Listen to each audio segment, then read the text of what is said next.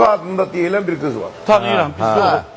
Bunu gördüm, bunu zəng elədim, dedim ki, bəs Gülkan Hanım, bir toyumuz var, səni ora dəvət edirəm. Amma xahiş edirəm, başqa bir şey olmasın da sonra yəni mən advayt olaram, mən pis olaram kimizə yanında. Yo, müəllim, sənətkar, siz nə danışırsınız, belə elə. Bir de gördüm ki, bir ayrı bir xanıma zəng elətdirir ki, mən ora gələ bilmirəm. Yəni, prodüsörünə.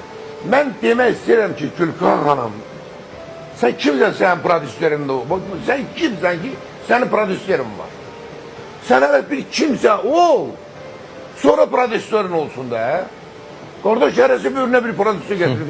Bu nə deməkdir? Adam yalan danışmaz, adam saxtalıq eləməz.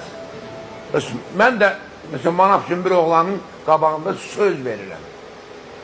Hadi deyəydin pul vermənə gəlim, o başqa məsələ. Vallahi pul deseydi 5 qat verəcəkdim, yəni o söhbəti yoxdur.